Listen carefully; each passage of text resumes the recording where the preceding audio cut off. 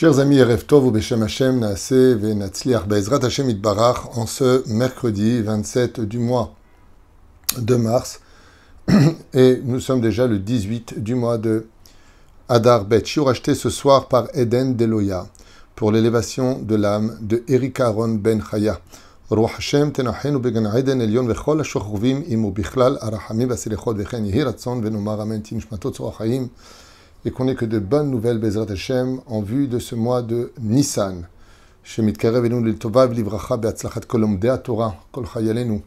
Et que tous les otages reviennent vite à la maison, sains et saufs, betmatzav tov, Bezrat Hashem itbarach. En espérant aussi une grande réussite pour tous ceux qui nous soutiennent, pour toutes celles qui veulent se marier, que Dieu vous bénisse surtout vos chemins, une grande parnassa et surtout une géoula. Shlema lekol am Israël, Bezrat Hashem. Paracha, Shabbat, pardon, c'est avec le Shabbat Para.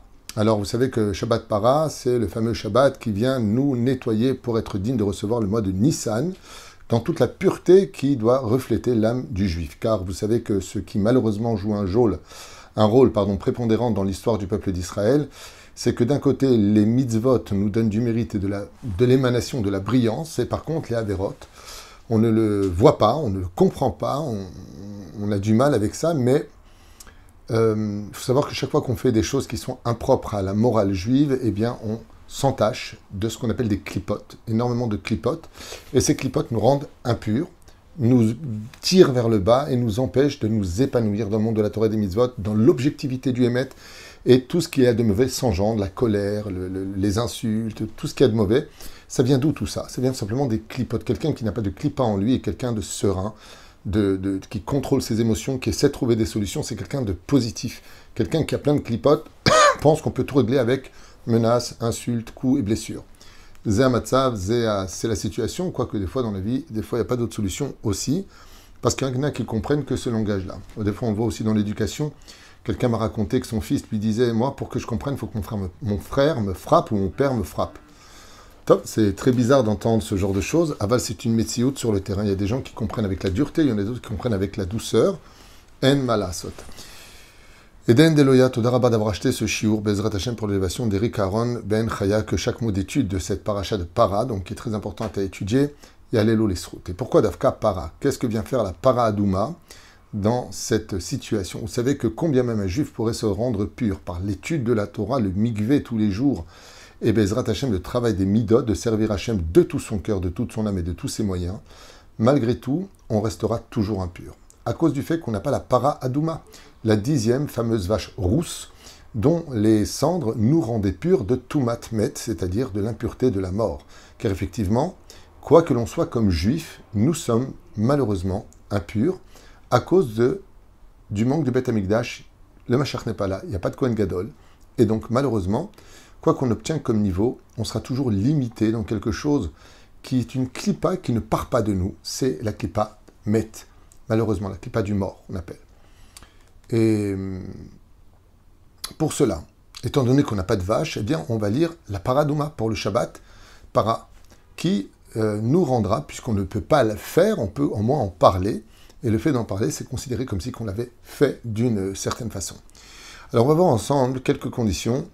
Shabbat Nikret Shabbat Para, donc ce Shabbat s'appelle Shabbat Para. Heyot Shebe Aliat Amaftir Korim et Parashat Para Adouma, car quand va monter le 7e pour lire Maftir, eh bien il va changer de Sefer Torah et lire Para. Cette Para Adouma est très spéciale, elle ressemble à la mère qu'on vient accuser parce que son fils a fait de gros dégâts. Donc la mère vient réparer. La faute du veau d'or a rapporté la mort dans le monde, parce que s'il n'y avait pas eu la faute du veau d'or, la mort n'aurait plus d'attrait, de force, d'influence sur Terre. Et étant donné que le veau d'or a rapporté la mort dans le monde, la Para Adouma devient le symbole par excellence de la purification de l'impureté de la mort. Première explication. Korim et Parashat Para, Kedé le'azir et Israël al ta'arat likrat chodesh Nissan akarev uba. Pourquoi est-ce qu'on fait maintenant la paracha de Para, alors que ça pourrait venir en son temps, pour être rentré pur, comme je le disais tout à l'heure, dans le mois de Nissan. Keshem, Sha'efer Para Adouma, tout comme les cendres de la Para Adouma, de la vache rousse, Aya bekocho leta'eret tatmeim avait la force de rendre pur celui qui était impur. Kachatak shikorim et parashat para, tout celui qui sera présent à la Beth Knesset pour entendre la lecture de Paradouma, qui riazo moila le nafashot Israël, le laben mitumotehen. Et donc, cette lecture est tellement puissante à écouter qu'elle pourra nous rendre purs et enfin nous nettoyer de l'impureté. Alors je voudrais simplement vous dire une fois de plus ce synonyme qui est très peu connu du public, c'est que qui dit impureté dit tristesse. Des gens qui sont toujours tristes, des gens qui n'arrivent pas à voir le bien, je ne parle pas d'un côté dépressif ou un problème de dopamine, je parle des gens qui vraiment ils ont un mal de vivre, sont des gens qui sont impurs. Ils ne le savent pas, ils ont des choses impures. D'ailleurs, ils te disent souvent, à mon avis, on m'a mis l'œil, on m'a fait de la sorcellerie. Ils savent qu'il y a quelque chose d'extérieur, de négatif, qui intervient chez eux. Avalze Peroucha Davar, pour lequel Bezrat Hashem est un océazé. Chez Neymar, Zot à Torah Laola, comme c'est marqué, voici la Torah Laola qui te fera monter. Deuxième explication, pourquoi on fait Shabbat Para. Le Shabbat Para est un Shabbat tellement important qu'il faut savoir qu'on arrive enfin à réparer les mondes supérieurs pour lesquels l'influence du monde inférieur ne reçoit pas son abondance. Et grâce à cette paracha de Para, si Bémet on fait tchouva comme il le faut, qu'on décide de quitter tout ce qui est chametz, pas simplement le chametz, qui est le pain et sa levure, mais tout ce qui nous empêche de travailler Hachem, c'est du chametz. Alors Bémet, tu peux recevoir enfin l'abondance du monde d'en haut. Troisième explication, Parashat Para, Adouma. Muskeret Batora be Parashat Rukat. Effectivement, vous savez qu'on retrouve ce qu'on va lire pendant le Sefer Torah de Parashat Para dans la Parashat de Rukat en réalité. C'est là-bas qu'elle se trouve. Ahare, Shoskeru Chataim Shel Israël, là-bas où sont rappelés les faux d'Israël, Kegon, Mit Onenim Ra Be'ozne Hashem, où là-bas on se plaint de Dieu, et cette plainte arrive jusqu'à Dieu. Chet Ameraglim, on peut retrouver aussi là-bas le souvenir de la faute des explorateurs. Chet Korach Va'adato, la faute de Korach qui a osé traiter les rabbanim d'usurpateurs, de voleurs, de profiteurs, de gourous. Donc il a été évidemment puni. Et là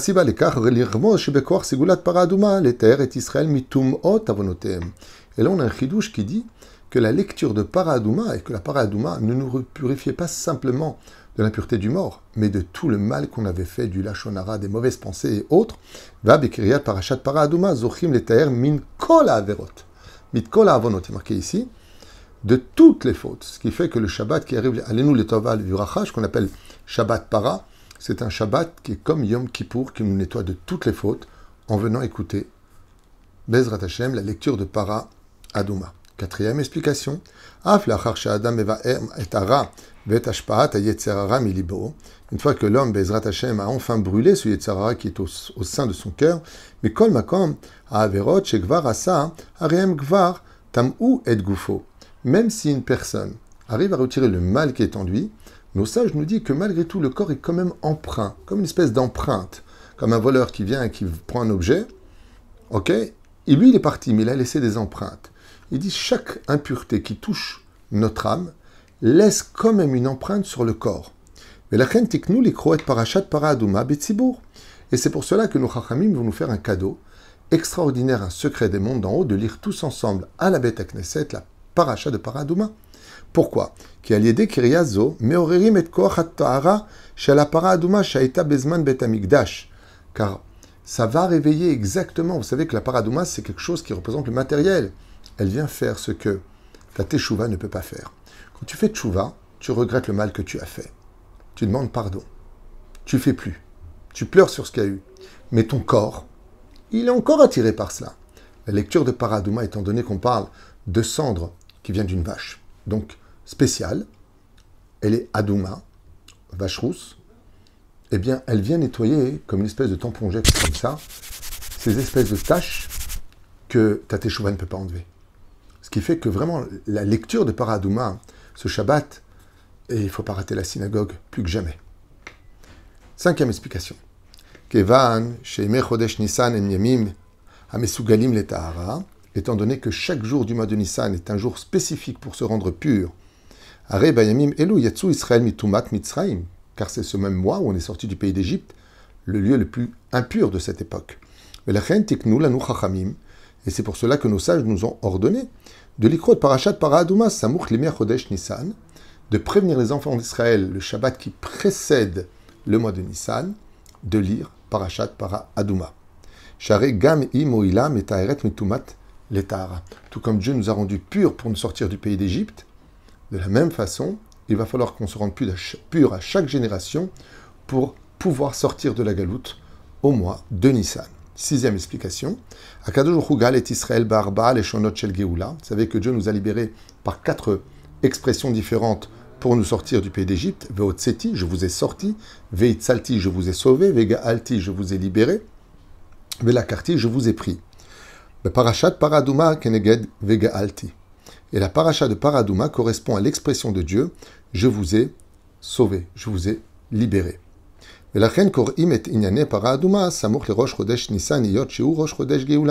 c'est pour cela qu'on lit Bezrat Hashem, étant donné que la Paraduma correspond à Gaalti, je vous ai libéré, je vous ai sauvé de cette galoute. Eh bien, étant donné que la Paraduma correspond à ce terme-là, et que c'est ce qui correspond à Rosh Chodesh Nissan, c'est pour ça qu'on lit cette paracha. Septième explication.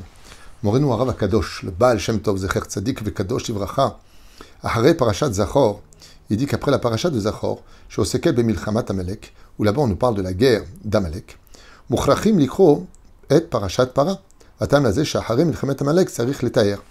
Oh, le Baal Shem Tov, il dit quelque chose. C'est tellement sympathique ici présent. Il dit, c'est vrai que le dernier Shabbat, qu'est-ce qu'on a fait? On a fait Parashat Zachor. Souviens-toi de ce qu'a fait Amalek. Tout le monde s'en rappelle. Il dit, d'accord, mais Amalek, c'est un peuple qu'on doit exterminer selon la Torah, si on sait que c'est lui, ainsi de suite.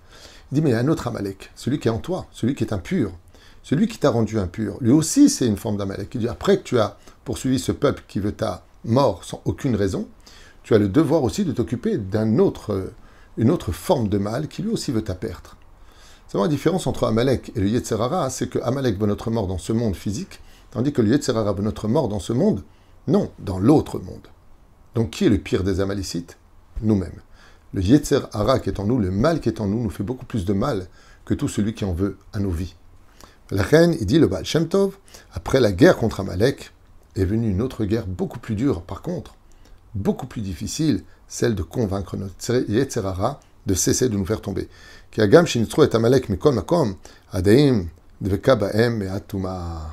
Parce que malgré le fait qu'on ait réussi à vaincre Amalek, Baruch Hashem, on n'a toujours pas réussi à vaincre l'impureté qui est en nous, puisqu'il n'y a toujours pas de Beth Amikdash. Donc, on est encore impur. Et explicitement, les sages ont décidé de nous inculquer de lire la Para Aduma, Bezrat Hashem, pendant Shabbat. Et donc, étant donné que le but de Para Aduma, c'est de purifier l'âme, on ne pouvait pas trouver un meilleur jour que de recevoir une âme qui est pure, qu'on appelle l'âme du Shabbat. D'accord? Nefesh, Ruach, Neshama, Chaya, Yechida. Chaya, c'est l'âme du Shabbat. Et cette âme-là, elle vit. Donc, il n'y a pas mieux que le Shabbat, où toutes les fautes sont pardonnées. Si tu es Shomer Shabbat, c'est comme Yom Kippour. Shabbat a une force impressionnante de te bénir, de te garder la semaine qui arrive, de te bénir ton passé, de te pardonner tes fautes, même si ça fait d'Avodah Zara. Et le Shabbat, c'est tellement important. En plus, tu reçois une nouvelle Neshama. Est-ce qu'il y a un meilleur moment, disent les Chachamim, pour fixer justement un temps d'étude pendant ce Shabbat particulier? Est-ce qu'il y a mieux que ça que de lire la Parashat Para Aduma qui vient te rendre pure ta Neshama? Étant donné qu'on reçoit une Neshama qui est extrêmement pure pour le Shabbat, il n'y avait pas un meilleur moment pour lire la Para Aduma. V'lachen tiknu likro beShabbat qui az. Un Neshama yechola l'idgaber à la gouf, car eskel Neshama yetera. Car comment est-ce qu'on peut sortir de cette Touma? Eh bien, c'est très simple. Si le corps l'emporte sur l'âme, c'est l'âme qui se tait, le corps qui dirige, la personne sera toujours esclave de son Yetzer Hara.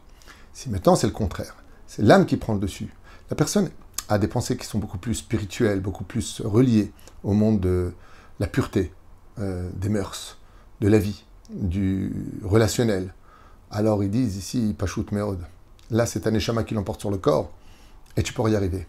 Et étant donné que Shabbat, tout est interdit, tout ce qui touche à la matérialité quelque part, on ne peut pas toucher, on ne peut pas s'approcher, on ne peut pas sortir, on ne peut pas ceci, on ne peut pas cela. Donc tu restes dans une ambiance très spirituelle, même si tu manges, tu bois, tu dors et tu peux même aller avec ton épouse. La question n'est pas là. La question est que tu es dans une ambiance très spirituelle. Shabbat, c'est entre le monde spirituel et le monde naturel. Le 6 et le 8.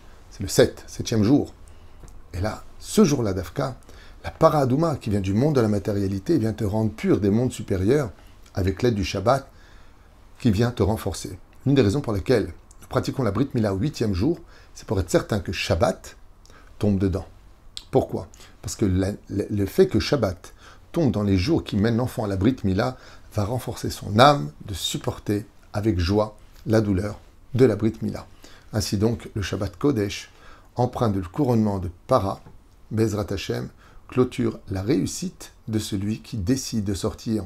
Si on n'a pas la Géoula sur l'échelle nationale et internationale, on pourrait au moins obtenir quelque chose qu'il ne faut pas ignorer, c'est la Géoula pratit. Ta Géoula, toi personnel, celle, Bezrat Hashem, de pouvoir mieux vivre. Ce matin, je vous partage quelque chose d'un peu personnel.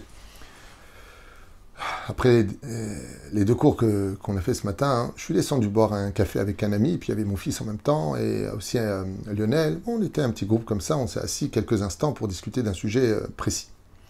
Et poser la question, comment se fait-il que Bémet l'Avrechim que nous avons, ceux qui sont assis et qui étudient la Torah pour la modique somme de 2800 shekels par mois, avec tellement d'enfants, tellement de responsabilités, comment se fait-il, ils ont tout le temps de sourire, c'est fou. Ils ont tout pour se plaindre, ils n'ont rien. Alors vous allez me dire, ils ont choisi cette vie. Ils ne se plaignent pas. Mais je peux en témoigner du haut de mes 57 ans que Béhémet, je le vois. Que ce soit à Jérusalem, les gens que je rencontre, les vrais Avrechim qui étudient vraiment la Torah, jamais ils se plaignent. Baruch Hashem, Akol Beseder, plus que ça encore. Nous avons des Avrechim que quand on vient les payer tous les 10 du mois, avant de prendre l'argent, ils nous demandent si on a payé tout le monde, est-ce qu'on a aidé les familles, et s'ils restent, ils prendront leur paye. D'autres me disent, ah non, Rav Tutu, faut m'enlever 100 shekels parce que je suis venu en retard tel et tel jour. C'est impressionnant. Mais comment tu peux être heureux avec si peu d'argent, tu ne sais pas quoi payer les courses avec, le loyer avec, l'arnona avec, l'électricité, tout augmente, l'essence, l'école des enfants, tu payes quoi avec les habits, c'est quoi? Je ne parle pas de vacances, ça, on oublie. Mais comment vous avez autant de sourires? Eh bien, c'est exactement le cours.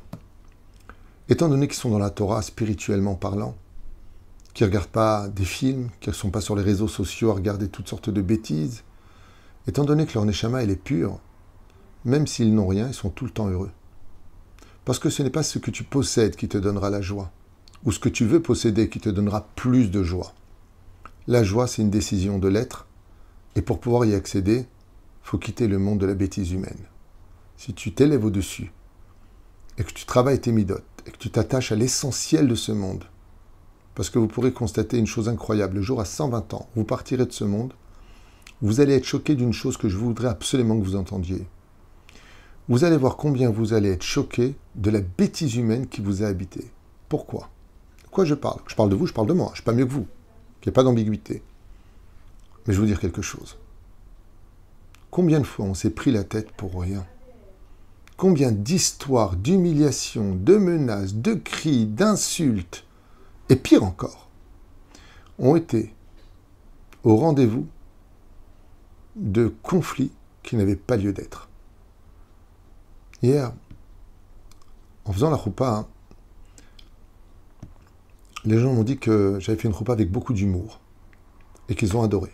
Tant mieux. Moi, je trouve qu'une choupa, ça doit pas être austère, c'est un moment de joie. Tout est Kedat Moshe Israël, mais j'aime bien donner une ambiance sympathique, faire chanter le Khatan, donner une bonne ambiance. Je trouve ça vraiment important. Et j'aurais dit, vous savez, si dans la vie familiale, les gens remplaçaient leur colère par un peu plus d'humour, vous verrez qu'on éviterait beaucoup de vexations et de blessures les uns et aux autres. Des fois, un sourire à quelque chose qui aurait pu nous fâcher peut avoir beaucoup plus de messages à donner que ta réactivité émotive qui va engendrer encore plus de problèmes par la suite. Ne l'oublions pas. Ça aussi, c'est une forme de para, Adouma. Kol Tov ve'erev Tov.